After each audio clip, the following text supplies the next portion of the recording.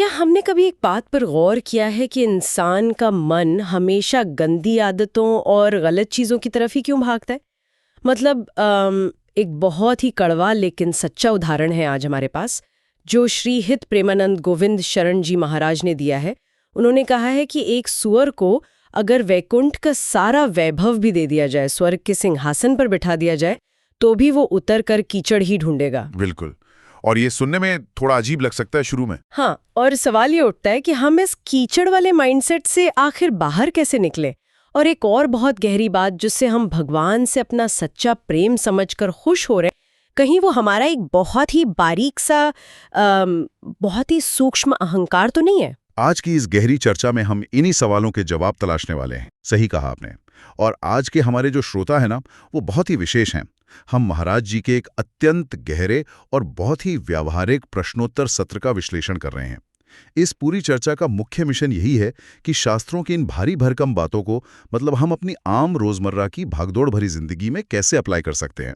Exactly, क्योंकि अध्यात्म कोई ऐसी चीज तो है नहीं जो सिर्फ पहाड़ों पर बैठकर की जाए। ये हमारे मतलब शहर के ट्रैफिक और ऑफिस की टेंशन के बीच भी उतनी ही लागू होती है। हाँ, और देखिए यही बात इस चर्चा को इतना दिलचस्प बनाती है। आज हम शिव जी की बिल्कुल साधारण सी पूजा के पीछे छिपे विज्ञान से लेकर आमिर खुसरो के 13 ऊँटों वाले एक ऐसे किस्से तक का सफर करेंगे जो सच में सोचने का नजरिया बदल देगा। तो चलिए सीधे विषय पर आते हैं। हाँ, शुरुआत करते हैं शिवजी से। स्रोतों में ना शिवजी को उन्हार दानी कहा गया है। ये शब्द सुनने में तो थोड़ा बड़ा लगता है, लेकिन इसका अर्थ ये है कि वो बिना किसी शर्त के, बिना ज्यादा हिसाब किताब के कृपा कर देते हैं। हाँ, मतलब उनकी पूजा के लिए कोई बहुत भव्य है या महंगी चीजों की जरूरत नहीं होती। इस पूरी अवधारणा की खूबसूरती यही है कि भगवान शिव उन चीजों से प्रसन्न हो जाते हैं जिन्हें त्रिभुवन में यानी तीनों लोकों में कोई और देवता स्वीकार नहीं करता। अच्छा, जैसे कि क्या? जैसे धतूरा हो गया जो कि जहरीला होता है, या फिर अकोड़ा का फूल हो गया, बेलपत्र, और बस एक चुल्लू गंगाजल। अगर हम थोड़ा लॉजिकली देखें ना, तो इस भौतिक दुनिया में इन चीजों की कोई कीमत नहीं है। सही बात है, कोई मैं बाजार में खरीदने थोड़ी जाता है। वही तो। लेकिन इसके पीछे का संकेत ये है कि जो चीजें दुनिया ठुकरा देती है, जिन कमियों और बुराइयों को समाज रिजेक्ट कर देता है, शिव उन्हें भी अपना लेते हैं। वाह, ये विचार सच में एक ठहराव देता है। अक्सर ऐसा लगता है कि अध्यात्म का रास्ता बहुत खर्चीला है या बहुत मुश्किल कर्मकांडों से भरा हुआ है, लेकिन यहाँ तो मैथमेटिक्स बिल्कुल अलग ही दिख रहा है। बिल्कुल। और देखिए, स्रोत ये भी बताते हैं कि 12 ज्योतिर्लिंग के सिर्फ स्मरण मात्र से सैकड़ों जन्मों के पाप नष्ट हो जाते हैं। मतलब किसी को वहां फिजिकली जाने की भी जरूरत नहीं है। हाँ, सिर्फ सच्चे मन से याद कर लेना ही काफी है। ये तो एक तरह का शॉर्टकट लगता है ना? इसे शॉर्टकट की जगह अगर हम कृपा का सिद्धांत कहें तो वो ज्यादा सटीक होगा। और इसी से एक बहुत गहरी बात सामने आती है। इंसान अक्सर सोचता है कि उसकी अपनी मेहनत या उसका अपना प्रारब्ध, जिसे हम किस्मत कहते हैं, वही सब कुछ तय करती है। लेकिन संतों का सानिध्य मिलना या वृंदावन जैसे किसी धाम में प्रवेश पाना, ये हमारे पुराने कर्मों के बैलेंस शीट से नहीं मिलता। ये केवल कृपा से मिलता है। चलिए इसे थोड़ा प्रैक्टिकल नजरिए से समझते हैं, क्योंकि ये कृपा वाली बात बहुत ज्यादा जरूरी है। ये तो कुछ ऐसा हुआ जैसे कोई एक बहुत ही हाई सिक्योरिटी वाले वीआईपी एरिया में बिना पास के घुसने की कोशिश कर रहा हो। हाँ, बिल्कुल सही एनालॉजी है ना? हाँ। मतलब हम चाहे कितनी भी प्लानिंग कर लें या जुगाड़ लगा लें, लेकिन जब तक अंदर से कोई वीआईपी खुद आकर दरवाजा ना खोले, यानी अपनी कृपा ना करे, तब तक हम अंदर प्रवेश कर ही नहीं सकते। एकदम सटीक एनालॉजी बैठती है। महाराज जी ने यहाँ विभीषण जी का उदाहरण भी दिया है। जब विभीषण जी पहली बार हनुमान जी से मिले थे, तो उन्होंने साफ कहा था कि बिना हरि की कृपा के संतों का दर्शन संभव नहीं है। अच्छा। हाँ, और इसी तरह वृंदावन में प्रवेश भी श्री राधिका जी की कृपा के बिना नहीं हो सकता। इस सिद्धांत को समझना इसलिए जरूरी है क्योंकि जब इंसान कृपा के लॉजिक को समझ लेता है ना, तो उसके भीतर का कर्तापन टूट जाता है। कर्तापन मतलब वो डुअरशिप का ईगो। भाई, अहंकार कि मैं सब कुछ कर रहा हूँ। देखिए, सारा तनाव भी इस बात का है कि हम खुद को हर चीज का कंट्रोलर मानते हैं। ये तो वैसे सारा बोझ अपने कंधों से उतार देने जैसा एहसास है। लेकिन यहीं से एक बहुत ही वाजिब और शायद थोड़ा अनकंफर्टेबल सवाल पैदा होता है। अगर सब कुछ कृपा से ही होता है, तो हम असल में है कौन? और हमारा मन ऐसा क्यों है कि वो हमेशा शॉर्ट टर्म प्लेजर या गलत चीजों की तरफ ही अट्रैक्ट होता है? इस सवाल का जवाब उस भ्रम में छिपा है जिसमें हम जी रहे हैं। महाराज जी ने शास्त्रों का एक बहुत ही गहरा सूत्र दिया है, जनवत तुम्हाई हो जाए, जिसका सीधा अर्थ तत् त्वम असि से जुड़ता है। इसका आसान भाषा में क्या मतलब हुआ? इसका मतलब है कि हम मूल रूप से ब्रह्मा स्वरूप हैं, आत्मा है। इसे ना आप एक वर्चुअल रियलिटी गेम की तरह समझिए। जैसे कोई वीआर हेडसेट पहनकर गेम खेल रहा है और गेम के अंदर जब उसके अवतार को चोट लगती है तो वो असल में डर जाता है। हाँ, वो बिल्कुल रिएक्ट करता है उस चीज पे। वो भूल जाता है कि वो एक सुरक्षित कमरे में बैठा है। बिल्कुल वैसे ही हमने खुद को ये शरीर मान लिया है और हमारी 5 ज्ञानेंद्रियां और मन हमें इस दुनिया के विषय भोगों में सुख ढूंढने पर मजबूर कर रहे हैं। लेकिन देखिए, यहाँ एक उलझन है। चलिए मान लिया कि इंसान ये भूल गया है कि वो असल में क्या है, पर लॉजिकली तो सबको पता है ना कि जंक फूड खाना खराब है या गुस्सा करना नुकसानदायक है। गलत आदतें तो शरीर और करियर दोनों बर्बाद करती हैं, ये तो बच्चा बच्चा जानता है। हाँ, वो तो है। फिर भी इंसान उसी तरफ अट्रैक्ट होता है। जो महाराज जी ने वो सुअर और कीचड़ का कड़वा सच बोला है, वो चुभता तो है पर सच है। तो क्या ये सिर्फ सही ज्ञान की कमी है या इंसान के इस मन के सॉफ्टवेयर में ही कोई डिफेक्ट आ गया है? इसे हम सॉफ्टवेयर डिफेक्ट कह सकते हैं, लेकिन ये परमानेंट नहीं है।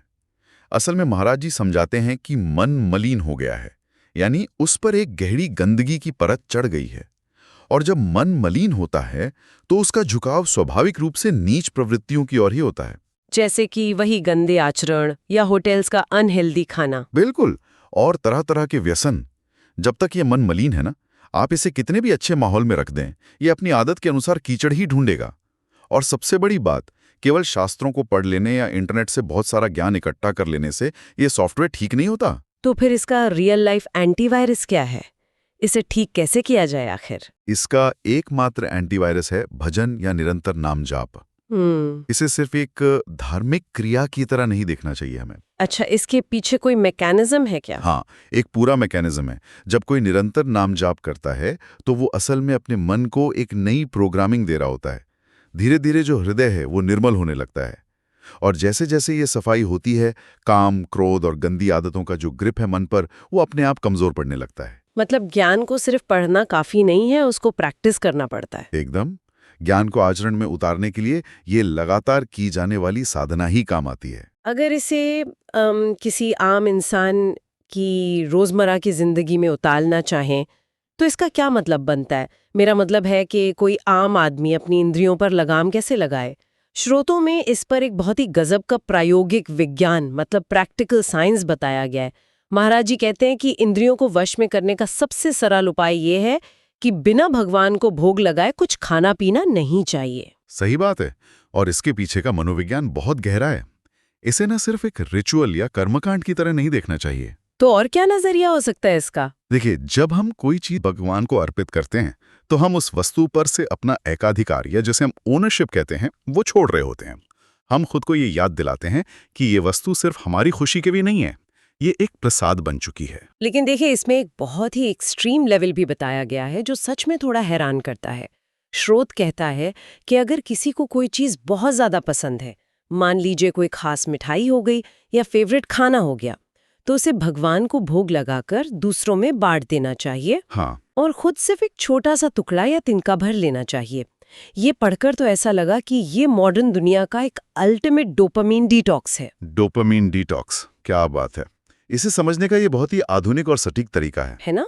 जो चीज हमें सबसे ज्यादा ललचाती है, उसी का त्याग करके हम अपनी इंद्रियों की गुलामी की जंजीर को तोड़ रहे हैं। बिल्कुल। देखिए, जब हम अपनी पसंदीदा चीज खाते हैं तो दिमाग में तुरंत डोपामीन रिलीज होता है और हम उस तुरंत मिलने वाले सुख के गुलाम बन जाते हैं। महाराज जी ने यहाँ श्री स्वामी हरिदास जी का बड़ा प्यारा उदाहरण दिया है। उन्होंने क्या किया था, वो बहुत उत्तम दर्जे का भोग लगाते थे, लेकिन उसे खुद खाने के बजाय बंदरों, मोरों और गायों को बांट देते थे। खुद के लिए कुछ नहीं रखते थे वो। वाह, ये तो बहुत बड़ी बात है। हाँ, ये आसक्ति या अटैचमेंट को जड़ से काटने का एक मनोवैज्ञानिक और आध्यात्मिक तरीका है। जिस भोग के लिए इंद्रियां तड़प रही हैं, जब हम उसको जानबूझकर दूसरों को दे देते हैं तो दिमाग का वो भोगासक्ति वाला जो पैटर्न है वो टूट जाता है। ये सुनने में ना बहुत पावरफुल लगता है। हाँ। सच में। लेकिन थोड़ा प्रैक्टिकल होके सोचें तो एक आम इंसान जो किसी बड़े शहर में नौकरी कर रहा है, फ्लैट में रह रहा है, वो अपना फेवरेट खाना रोज बंदरों को कैसे बांटेगा? हाँ, वो तो पॉसिबल नहीं है। शायद इसका मेन पॉइंट ये है कि हम अपनी लालच की प्रवृत्ति पर लगाम लगाएं, अपने परिवार में या किसी जरूरतमंद के साथ उस चीज को शेयर कर लें, बजाय इसके कि सारा अकेले खा जाएं। एकदम ठीक पकड़ा आपने। ये भावना की बात है, परिस्थिति की नहीं। मूल बात है लालच और उस वस्तु से अपने जुड़ाव को कम करना। लेकिन एक और प्रैक्टिकल दिक्कत आती है यहाँ पे। इंसान हमेशा तो ऐसे इतने हाई लेवल की अच्छाई या जिसे सतोगुण कहते हैं उसमें नहीं रह सकता। जिंदगी में टेंशन है, ट्रैफिक जैम है, अब ऑफिस की पॉलिटिक्स होती है। हाँ, रोज की झिकझिक है। वही ना, ऐसे में गुस्सा भी आता है, आलस भी आता है। और स्रोत भी ये मानते हैं कि रजोगुण और तमोगुण तो इंसान पर हावी होंगे ही। तो जब तमोगुण हावी हो, जब किसी का नाम जपने का या कुछ भी अच्छा करने का बिल्कुल मन ना कर रहा हो, उस वक्त खुद को कैसे पुश किया जाए? ये एक बहुत ही रियल प्रॉब्लम है।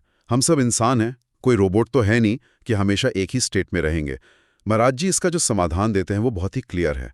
वो कहते हैं कि जब रजोगुण या तमोगुण आए, जैसे क्रोध आ रहा है, नींद, आलस या किसी को नुकसान पहुंचाने का भाव आ रहा है, उस वक्त भी नाम जाप करना नहीं छोड़ना चाहिए।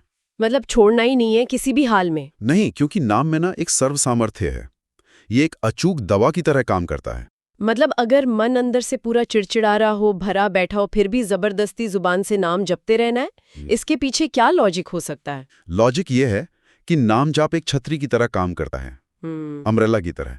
मान लीजिए रजोगुण या तमोगुण की बहुत तेज बारिश हो रही है, विचारों का पूरा तूफान आया हुआ है। अगर आपने भगवान का नाम रूपी छता तान लिया ना, तो वो बारिश आपको अंदर तक भिगो नहीं पाएगी। मनोवैज्ञानिक नजरिए से देखें तो जब हम गुस्से में भी नाम जपते हैं तो हम अपने दिमाग की जो कॉग्निटिव बैंडविड्थ है उसे किसी और चीज में लगा देते हैं। अच्छा, डिस्ट्रैक्शन की तरह एक तरीके से। हाँ, वो गुस्सा या बुरा विचार बिना मन पर कोई गहरी छाप छोड़े बस एक गुजरते हुए बादल की तरह निकल जाता है। ये तो वाकई बहुत ही काम का टूल है। और देखिए, इस सतोगुण या शांति को ज्यादा देर तक टिकाए रखने के कुछ बहुत ही प्रैक्टिकल टिप्स भी स्रोतों में दिए गए हैं, जैसे कि सात्विक भोजन करना और सात्विक संग करना। पर मुझे इसमें सबसे दिलचस्प ये लगा कि उन्होंने मोबाइल फोन को विलन नहीं बनाया। हाँ, ये बहुत यूनिक पॉइंट था। आजकल लोग अक्सर कहते हैं कि अध्यात्म में जाना है तो फोन छोड़ दो, दूर रहो इन सब से। लेकिन उन्होंने कहा कि मोबाइल का बिल्कुल सही इस्तेमाल किया जा सकता है। इस पर सत्संग सुनो और सबसे जरूरी बात उन्होंने कही कि उसे लिखो। ये आज के इस डिजिटल युग के लिए बहुत ही बढ़िया और जरूरी सलाह है। हम जो देखते हैं, जो सुनते हैं और जो खाते हैं, वही हमारे गुणों को तय करता है। और जहां तक लिखने की बात है ना, ये एक बहुत पुराना और प्रमाणित विज्ञान है। लिखने से क्या होता है एग्जैक्टली? देखिए, जब इंसान किसी अच्छी बात को सिर्फ सुनता है तो वो उसे कुछ देर बाद भूल सकता है, नॉर्मल सी बात है।